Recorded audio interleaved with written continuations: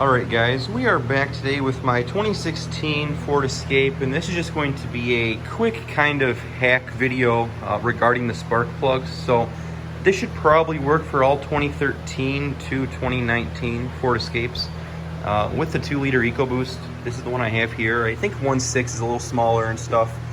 But anyhow, this is the 2-liter EcoBoost. I'm doing spark plugs on it. It's got 45,000 miles on it. Now for this particular one, I did install a tune on it, so I just want to have new spark plugs in it. And it's a turbo, so of course, you probably want to do your plugs every 30 to 50K, and I know that's pretty graceful right there. A lot of people say 15 to 20K, but this one has 45K, and these are the stock plug. This is the stock plug right here. See, the electrode looks pretty good still, if we can get to focus. But it is kind of melted over, if it'll focus. So anyhow, like I said, I do have a tune, so I want to have the best running plugs I have in it. I replaced them with the OE spec Ford plugs there, so as you can see, they're just regular Motorcrafts. I believe that's the part number right there. But anyhow, guys, this is going to be a quick hack here. You're going to need some 8 mils to get the bolts off the coil packs, and you're going to need a 5/8 spark plug tool right there, and with a 4-inch extension. I found the 4-inch extension works the best with this kind of setup right here to do the plugs. It's quite tight under here, I do have to say. I know Ford recommends you take all this off. It's just a lot of time-consuming stuff here. This is an American car. They should be easy to work on, and I kind of found a way to get around it. So far, I'm two plugs in. I got to do these two now. But I just want to show you, for instance, how easy it really is to kind of do this. Like I said, there's an 8 mil holding that in right there. This pops off. You literally just pop these in like so. Obviously, you're gonna have to put the bolt back in there, but what you come to is these first 3 are pretty easy to do, and you're kind of stuck with this last one right here. The air intake is kind of in the way. So what I did was you literally just lift this out. It's kind of awkward and it's kind of tight.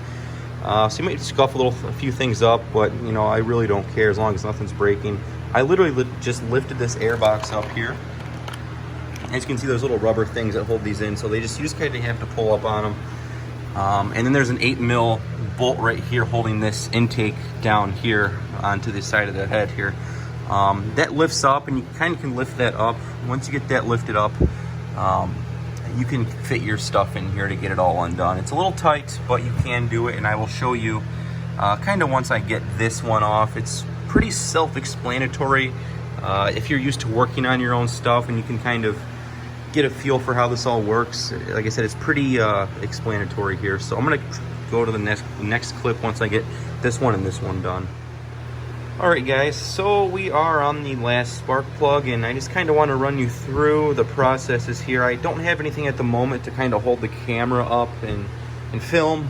This is a pretty quick, just cheat hack video, if you really want to call it that. I suppose if you have the time to remove this, it would probably make it easier. You're just going to bust your hands up a little bit more. So I'm going to tell you what I did here on spark plug, I guess number 3 here. We'll call it. Like I said, these are all 8 millimeters. You're going to need various sockets and wrenches and stuff. So for the first 2, you can use the socket. There's nothing really in the way of those bolts. There's the first one right there, and the second one. Once you get to the third one, this intake tubing is in the way. You can't really fit anything under there, and to fit this in here, it's kind of a cluster because it's not really designed to fit on like that. The coils are almost in the way, as you can see there. So you got to turn around this end. Once you get it on like that, you need to kind of lift up on this if you want to use the ratchet. It's just a very awkward leverage type thing, angle. But anyhow, we're on number 4, if that made sense. It's just very tight. So to get number 4 off, I had to kind of damage the coil pack there on the corner, as you can see, just to get enough angle to turn the bolt right there. Unfortunately, or fortunately, I didn't bust it up or anything, but unfortunately my hands are all busted up. And while doing that, you need to push up on this tube right here. There should be enough slack by taking this bolt off. If not for you, you can probably try to loosen that one up and the whole thing will probably pop back. I don't find it necessary. It's very tight under here. So guys, it's very tight, but it's very easy to do. And while doing that, I'd also recommend taking your oil cap off.